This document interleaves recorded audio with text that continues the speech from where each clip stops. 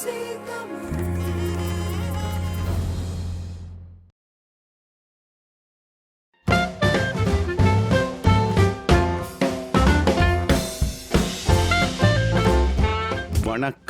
தாய்நாடு. கிளைகள் எங்கே படர்ந்தாலும் வேர் இங்கேதான்.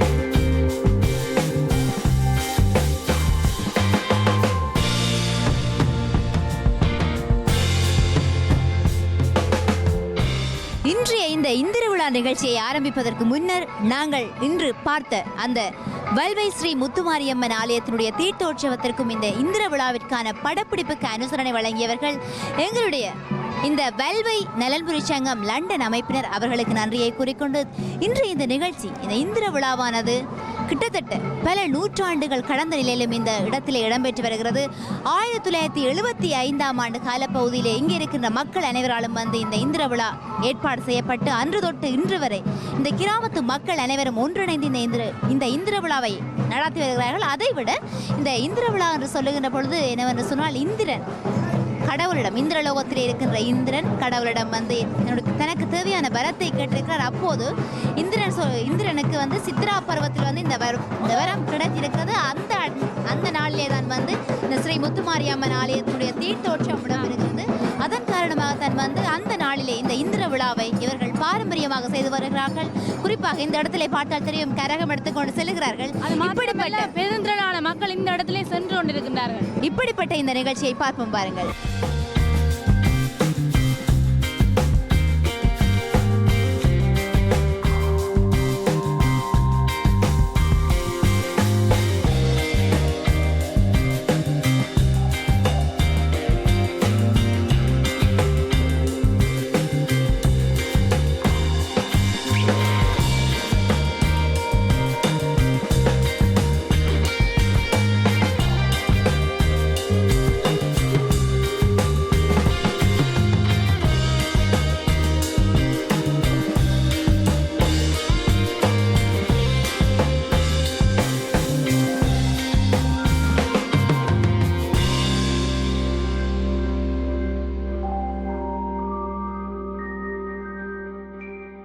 இந்த இந்திர விழாவை முன்னிட்டு வந்து பல மக்களிடையே வந்து போட்டி என்னவென்று சொன்னால், ஒவ்வொரு இடத்திலும் வந்து ஒவ்வொரு அலங்காரங்களை மேற்கொள்வார்கள்.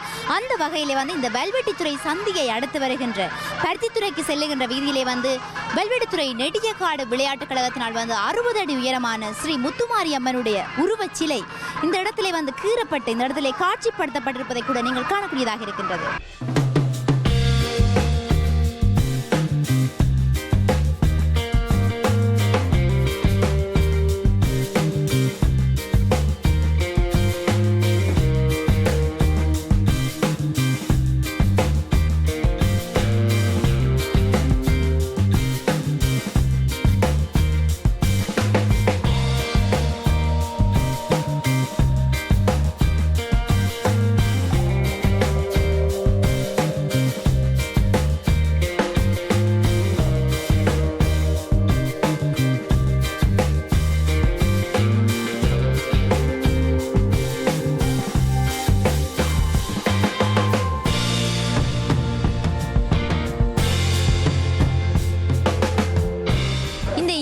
விழாவை முன்னிட்டு வந்து வல்வெட்டித்துறையில இந்த பகுதியிலே வந்து இன்னொரு புதிய நடைமுறையை கையாண்டிருக்கிறார்கள். 1980ஆம் ஆண்டில் பிறந்தவர்கள் வல்வெட்டித்துறையில் பிறந்து உலகெங்கிலும் பறந்து வாழ்ந்தாலும் அவர்கள் எல்லாரும் ஒன்று சேர்ந்து இந்த இடத்திலே வந்து இந்த இடத்திலே கடலையும் மற்றது வந்து கொஃபியும் கொடுத்து கொண்டிருக்கிறார்கள். இவர்கள் குரூப்பாக வருவார்கள். ஒரு குழுவினர் இப்போது கொடுத்துவிட்டு செல்ல மற்ற குழுவினர் வருவார்கள். இவர்களுடைய இந்த நடைமுறையானது மிகவும் வித்தியாசமாகவே காணப்படுகிறது.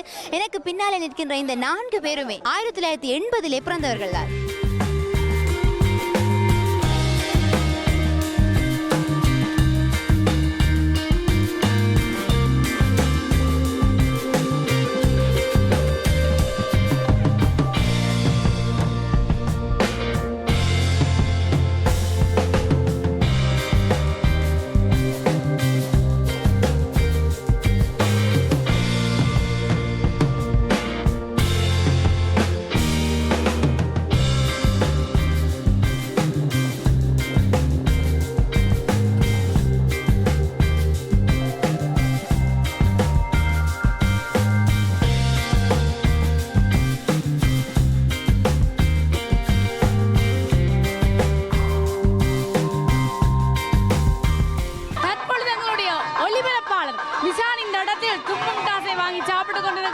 எனக்கும் இதை பார்த்த பொழுது நான் கூறுகின்றது, நீங்கள் கூட தாய்நாட்டில் வசித்திருந்த காலங்களில் இவ்வாறான தும்பு முட்டாசுகளை வாங்கி சாப்பிட்ட ஞாபகம் தான் உங்களுக்கு இப்பொழுது ஏற்படும். அது மாத்திரமல்ல, பொதுவாக வந்து திருவிழா காலங்களில் தான் இவ்வாறான தும்பு முட்டாசுகளை காணக்கூடியதாக இருக்கின்றது.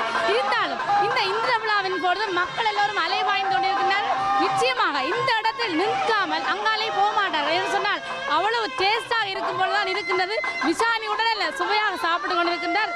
வாயில் வைக்கும் பொழுது நல்ல சுவையாகத்தான் இருக்கும். நானும் தற்பொழுது வாங்கி சாப்பிட போகின்றேன்.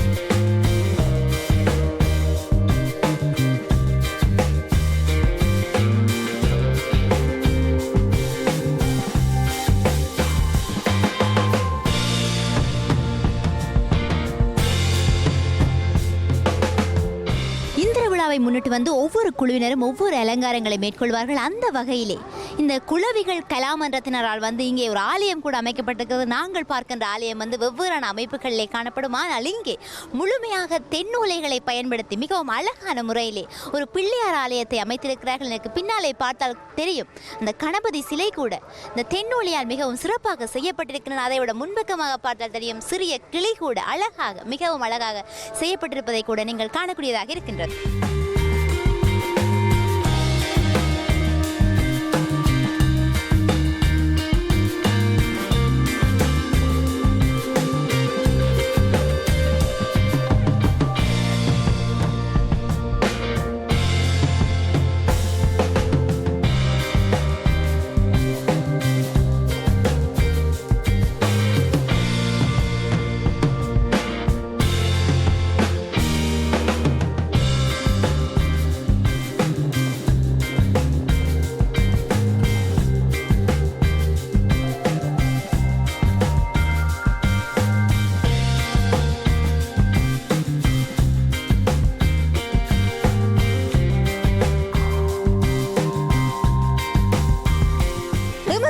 வந்து இந்த வீதியால் வருகின்ற பொழுது தோசை வாசம் சும்மா கமகமம் என்று எங்கள் மூக்கை இழுத்தது. அந்த வேளை திரும்பி பார்த்த பொழுது இந்த இடத்துல இந்த அம்மா தோசை சுட்டு கொண்டிருந்தார்.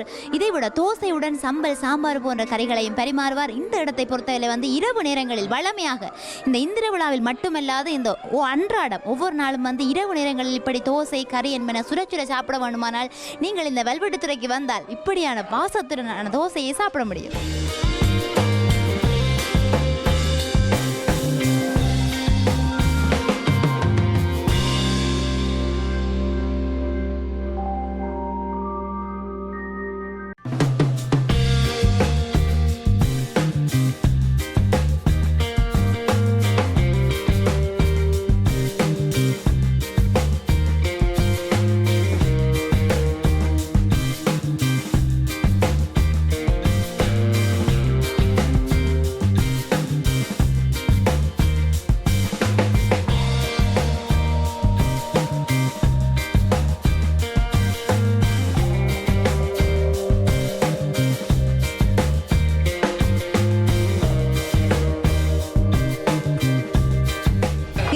நேரம் இந்த இந்திர விழா படப்பிடிப்புக்கு அனுசரணை வழங்கிய எங்களுடைய வெல்வை நலன்புரி சங்கம் லண்டன் அமைப்பினருக்கு நன்றியை கூறிக்கொண்டு இன்னும் ஒரு வணக்கம் தாய்நாடு நிகழ்ச்சியில் உங்களை சந்திக்கலாம் நேர்களே.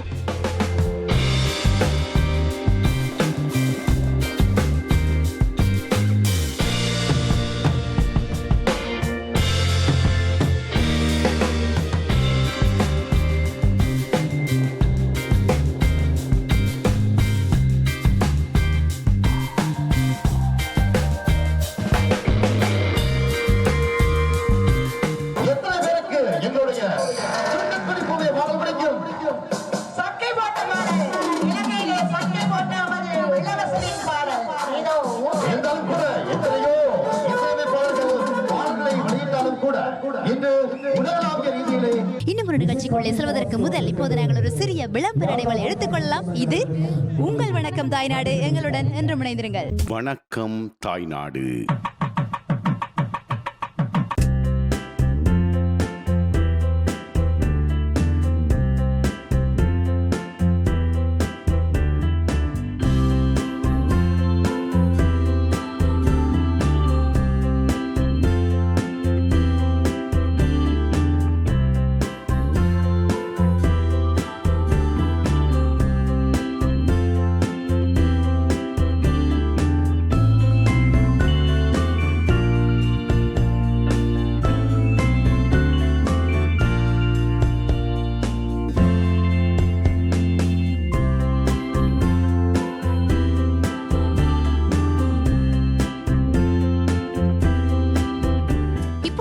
கேணிக்கு அருகிலே நிற்பதை கண்டவுடன் இன்றைய வணக்கம் தாய்நாடு நிகழ்ச்சி இந்த கேணியை பற்றி அமைய போகிறது என்று நீங்கள் நினைப்பீர்களானால் அப்படி இந்த கேணியினுடைய பேரிலே தான் இந்த ஊரினுடைய பெயரை அமைகிறது. அதாவது இந்த சித்தன்கேணி கிராமத்தை பற்றி அனைவரும் அறிந்திருப்பீர்கள். இன்றைய வணக்கம் தாய்நாடு நிகழ்ச்சியிலே சித்தன்கேணி கிராமத்தை பற்றியதான பல தகவல்களை பார்ப்போம் வாருங்கள்.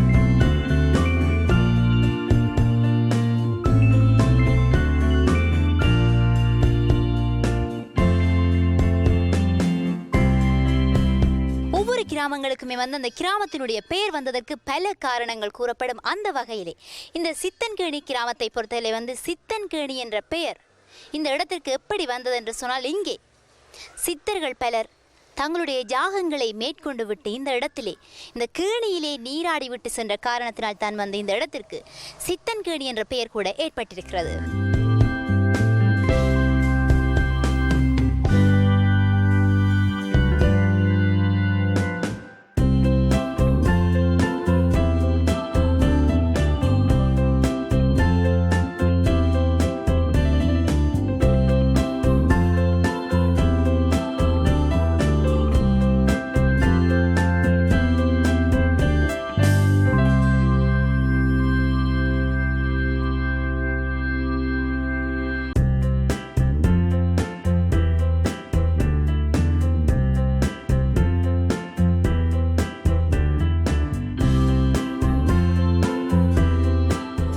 சித்தன்கேணி கிராமத்துக்கு மட்டுமல்லாது அதனை அண்டிய பகுதிகளுக்குமே இந்த கேணியால் ஒரு மிக பெரும் நன்மை கூட இருக்கிறது. என்னவென்று சொன்னால், இந்த கேணியிலே விசமுறி கல் என்று சொல்லப்படுகின்ற ஒரு கல் இருக்கிறது. இதன் மூலம் இந்த இடத்தை சார்ந்தவர்களுக்கோ அல்லது இந்த இடத்திற்கு அருகில் இருக்கிற பல்வேறு இடங்களை சார்ந்தவர்களுக்கோ எந்தவித விச ஜந்துக்கள் கடித்தாலும் அங்கே அவர்களுக்கு விஷம் இறங்கிவிடும். காரணம் என்னவென்று சொன்னால், இங்கே இருக்கிற விஷமுறை கல்லிலே அந்த விஷங்கள் எல்லாம் உறைந்துவிடும். அதன் காரணமாக அந்த விஷ ஜந்துக்கள் கடித்து யாராவது இறந்து போனவர்கள் என்று சரித்திரமே இல்லை.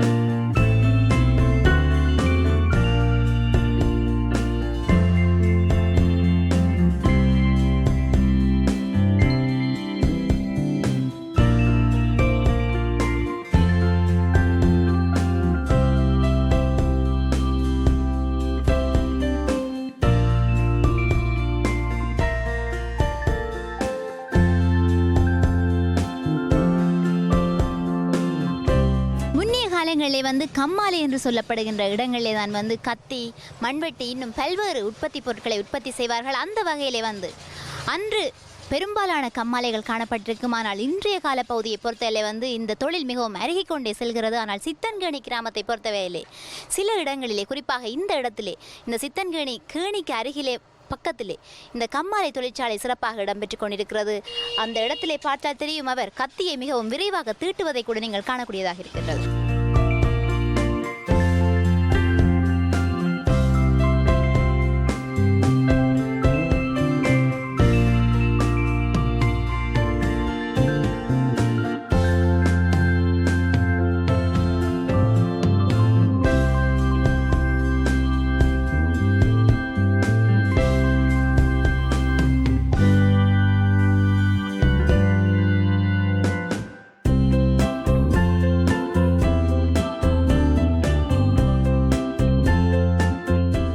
சித்தன்கேணி கிராமத்தை பொறுத்தவரை வந்து முன்னைய காலங்களிலே வாழ்ந்த பெரும்பாலான சித்தர்கள் இந்த சிவ சிதம்பரேஸ்வரர் ஆலயத்திலே தான் வாழ்ந்திருக்கிறார்கள். அதன் காரணமாக இந்த ஆலயம் வந்து மிகவும் ஒரு சிறப்பு வாய்ந்த ஆலயமாக கருதப்படுகின்றது. அதைவிட கிட்டத்தட்ட 500 வருடங்களுக்கு மேல் பழமை வாய்ந்த ஆலயமாக இந்த ஆலயம் காட்சியளிக்கிறது. அதைவிட இது ஒரு சிவ ஆலயம் என்ற காரணத்தினாலே வந்து இங்கே சிவராத்திரி விரதம் வந்து மிக சிறப்பான முறையிலே அனுஷ்டிக்கப்பட்டு வருவது வழமையானதொன்றாக காணப்படுகின்றது.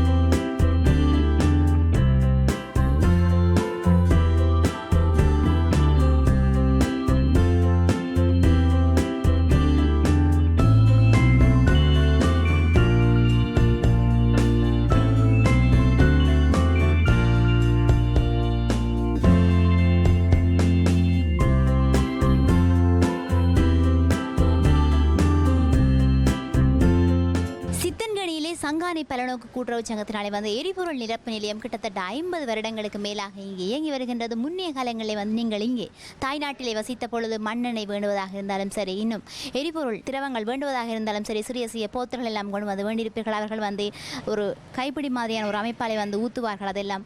ஆனால் புலம்பெயர் நாடுகளில் பார்த்தீங்கன்னு சொன்னால் அப்படியான அமைப்பில்லை. குறிக்கப்பட்ட விலை, குறிக்கப்பட்ட தரத்துக்கு ஏற்ற மாதிரி தான் வந்து பெட்ரோலையோ சரி அல்லது எந்த எரிபொருள் திரவங்களையும் வாங்க முடியும்.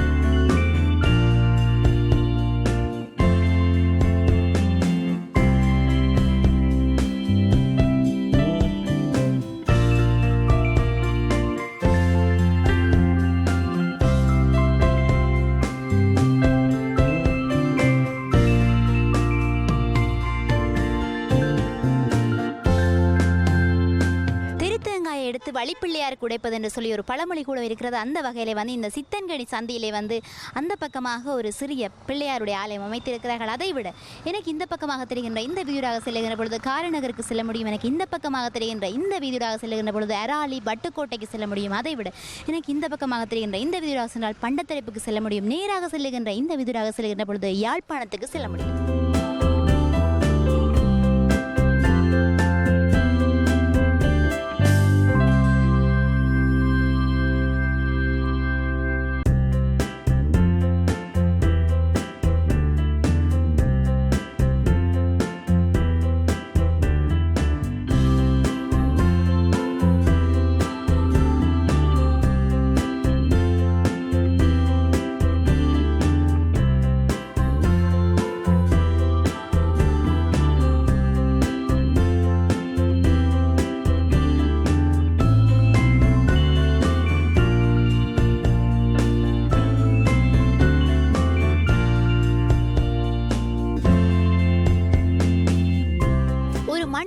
பாரம்பரியத்தை எடுத்து எம்போதில் வந்து அந்த மண்ணிலே காணப்படுகின்ற பாடசாலைகள் வகிக்கும் பங்கு வந்து குறிப்பிடத்தக்க அளவு பெரும்பான்மையாக காணப்படுகிறது. அந்த வகையிலே இந்த சித்தன்கனியை பொறுத்தவரை வந்து பல பாடசாலைகள் காணப்பட்டாலும் இந்த ஸ்ரீகணேச வித்தியாசாலையானது பல சிற்பிகளை உருவாக்கி இந்த மண்ணுக்கே பெருமை சேர்க்கின்ற பாடசாலையாக அமைகிறது. அதைவிட இந்த பாடசாலை 1918ஆம் ஆண்டு காலப்பகுதியிலே இங்கே நிறுவப்பட்டிருக்கிறது.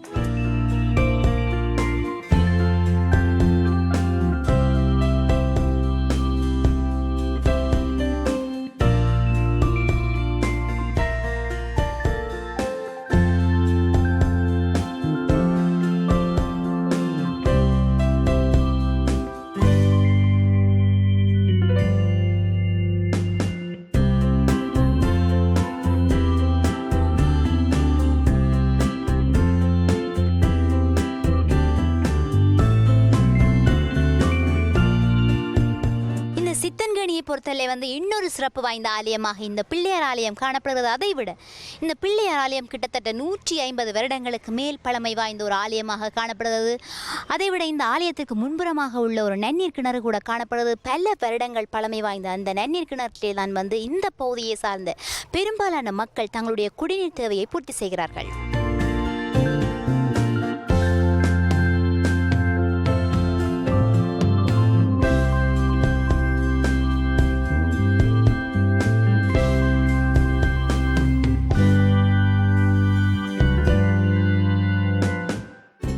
மற்றும் ஒரு நிகழ்ச்சியில் உங்களை சந்திக்கலாம் நேயர்களே. ஒளிப்பதிவாளர் புவியுடன் உங்கள் விஷானி.